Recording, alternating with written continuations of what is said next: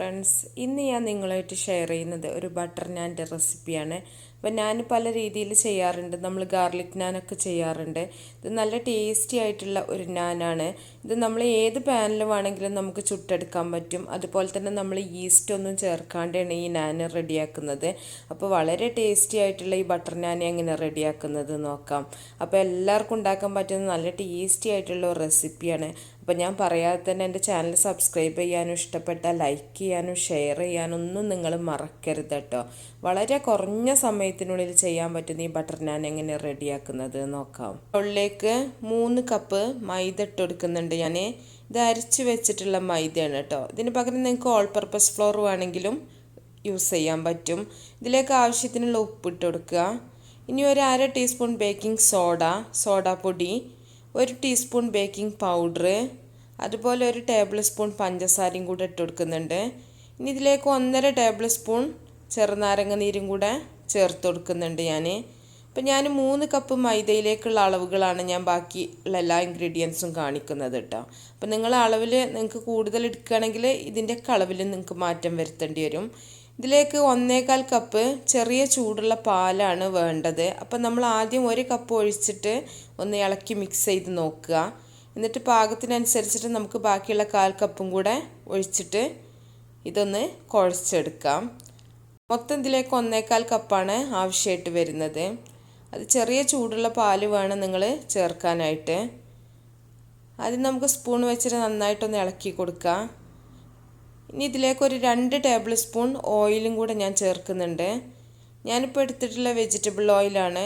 വെളിച്ചെണ്ണ എടുക്കരുത് കേട്ടോ. ബാക്കി എന്ത് ഓയിൽ വേണമെങ്കിലും നിങ്ങൾക്ക് യൂസ് ചെയ്യാൻ പറ്റും. വെളിച്ചെണ്ണ ആകുമ്പോൾ നമ്മുടെ ഈ നാൻ്റെ ടേസ്റ്റ് മൊത്തം മാറും. ഇനി നമുക്ക് കൈ വെച്ചിട്ട് നന്നായിട്ടൊന്ന് കുഴച്ചെടുക്കാം. 3 കപ്പ് അളവിലേക്ക് 3 കപ്പ് പൊടിയിലേക്ക് 1/4 കപ്പ് കറക്റ്റാണ് കേട്ടോ പാല്. നന്നായിട്ട് തന്നെ കുഴച്ചിട്ടുണ്ട് ഞാൻ.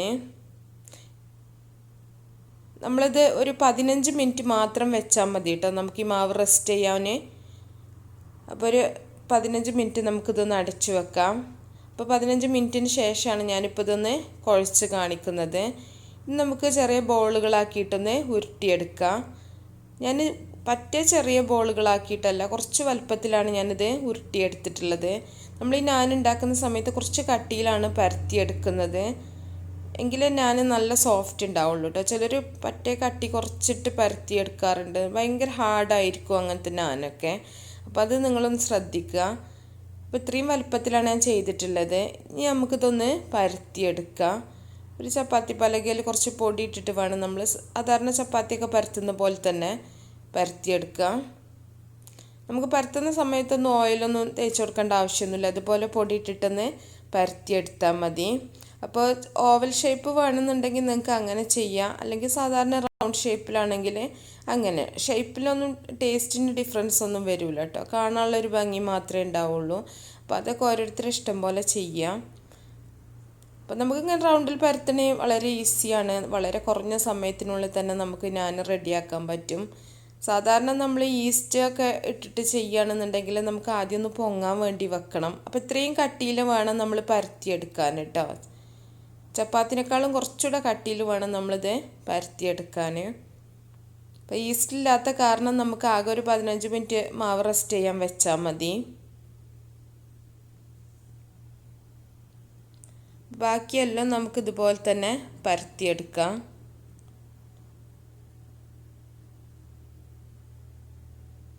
അപ്പം നാൻ നല്ല ടേസ്റ്റാണ്. എല്ലാവർക്കും ഇഷ്ടപ്പെടുന്ന ഒന്നാണ് ഈ ബട്ടർ നാൻ അല്ലേ. നമ്മൾ സാധാരണ റെസ്റ്റോറൻറ്റിലൊക്കെ പോയി കഴിക്കാറാണ്. അപ്പം നമുക്ക് വീട്ടിൽ എങ്ങനെ വളരെ പെട്ടെന്ന് ചെയ്യാൻ പറ്റും എന്നുള്ളതാണ് ഞാനിപ്പോൾ കാണിക്കുന്നത് കേട്ടോ. നമുക്ക് ബ്രേക്ക്ഫാസ്റ്റിനോ ഡിന്നറിനോ ഒക്കെ ഉണ്ടാക്കാൻ പറ്റുന്ന നല്ലൊരു റെസിപ്പിയാണത്. അപ്പോൾ നിങ്ങൾ കാണുമ്പോൾ നിങ്ങൾക്ക് മനസ്സിലാവും വളരെ ഈസിയാണ്. നമുക്കിത് ഓരോന്നായിട്ട് ഒരു തവ ചൂടാക്കിയിട്ടൊന്ന് ചുട്ടെടുക്കാം. അപ്പം നമ്മൾ ചെറിയ ചൂടിൽ വേണം ഇത് ചുട്ടെടുക്കാനായിട്ട് കേട്ടോ. ചൂട് നമ്മൾ തീ കൂട്ടി വെച്ചിട്ടുണ്ടെങ്കിൽ പെട്ടെന്ന് തന്നെ കരിഞ്ഞു പോവും. അപ്പോൾ ഒരു ഭാഗം റെഡി ആവുന്ന സമയത്ത് നമുക്കിതൊന്ന് തിരിച്ചിട്ടിട്ട് 2 ഭാഗം ഒന്ന് പൊള്ളി വരുന്ന സമയത്ത് വേണം നമ്മളിതിലേക്ക് ബട്ടർ ചേർത്ത് കൊടുക്കാൻ. നമ്മൾ ആദ്യം തന്നെ ബട്ടർ ഇട്ടിട്ട് ചുട്ടെടുക്കരുത് കേട്ടോ. ബട്ടർ പെട്ടെന്ന് കരിഞ്ഞു പോകും. നെയ്യിനേക്കാളും പെട്ടെന്ന് കരിയുന്നൊരിതാണ് ബട്ടർ. അപ്പം നിങ്ങൾ 2 ഭാഗം പൊള്ളി വരുന്ന സമയത്ത് മാത്രം ബട്ടർ തേച്ച് കൊടുക്കാൻ പാടുള്ളൂ. അത് ശ്രദ്ധിക്കുക കേട്ടോ. അപ്പം നമുക്കിതുപോലെ തിരിച്ചും മറിച്ചിട്ടിട്ട് ഒന്ന് വേവിച്ചെടുക്കാം. അപ്പോൾ രണ്ട് ഭാഗം ആവുന്ന സമയത്ത് നമുക്കിതിലേക്ക് ബട്ടർ ഒന്ന് തേച്ച് കൊടുക്കാം. ബട്ടർ എത്രത്തോളം ചേർക്കുന്നു അത്രത്തോളം ടേസ്റ്റാണ് കേട്ടോ നമ്മുടെ ഈ നാൻ. അപ്പോൾ അത് പൊള്ളി വരുന്നത് നിങ്ങൾക്ക് കാണാൻ പറ്റുന്നുണ്ടാവും.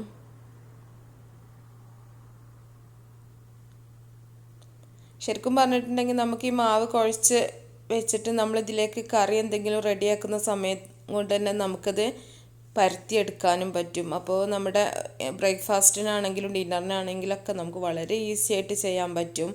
അപ്പോൾ ഈസ്റ്റ് ഇട്ടിട്ടാണെങ്കിൽ നമ്മൾ ആദ്യം മാവൊന്ന് പൊങ്ങാൻ വേണ്ടിയിട്ട് കുറച്ച് മണിക്കൂറുകളൊക്കെ വെക്കണം. ഇതിന് ആ ഒരു പ്രശ്നമൊന്നും വരുന്നില്ല. അതുപോലെ തന്നെ ഈസ്റ്റ് ചേർത്തിട്ട് നമ്മളിത് ചെയ്യുമ്പോൾ നമ്മുടെ ഒരു കുബൂസിൻ്റെ ഒരു ടേസ്റ്റാണ് നമുക്ക് കിട്ടുക. ഇത് ശരിക്കും നല്ലൊരു ടേസ്റ്റാണ് നിങ്ങൾക്ക് കിട്ടുക. അപ്പോൾ ഇതുപോലെ ചെയ്ത് നോക്കുക. അപ്പോൾ നമുക്ക് ഓരോന്നായിട്ട് ഇതുപോലെ ചുട്ടെടുക്കാം. അപ്പോൾ ഞാൻ ഇത്രയും പറയാനുള്ള കാരണം ഞാൻ രണ്ട് രീതിയിലും ചെയ്തിട്ടുണ്ട്. അപ്പോൾ എനിക്ക് കൂടുതൽ ടേസ്റ്റി ആയിട്ട് തോന്നിയിട്ടുള്ള ഇതാണ് കേട്ടോ. ഇതുപോലെ ചെയ്യുകയാണെങ്കിൽ നല്ല ടേസ്റ്റ് ഉണ്ട്. ബാക്കിയുള്ളതൊക്കെ നമുക്കിതുപോലെ തന്നെ ചുട്ടെടുക്കാം. അപ്പം നിങ്ങൾക്ക് പാനിൽ ഏത് ചട്ടിയിൽ വെച്ചിട്ട് ഇത് ചുട്ടെടുക്കാൻ പറ്റും കേട്ടോ. തീയിൻ്റെ കാര്യം മാത്രം ഒന്ന് ശ്രദ്ധിച്ചാൽ മതി. നമ്മൾ ബട്ടർ തേച്ച് കഴിഞ്ഞാൽ തന്നെ നമ്മൾ തിരിച്ചിടുന്ന സമയത്ത് തന്നെ പെട്ടെന്ന് തന്നെ ഇത് കരിയും. അപ്പം ഞാൻ വേഗം ആവാൻ വേണ്ടിയിട്ട് ഇത്തിരി തീ കൂട്ടി വെച്ചിട്ടുള്ളതാണ്. അപ്പം തന്നെ കളർ ചേഞ്ച് വന്ന്. അപ്പം നമുക്കിതുപോലെ എല്ലാം ഒന്ന് ചുട്ടെടുക്കാം കേട്ടോ.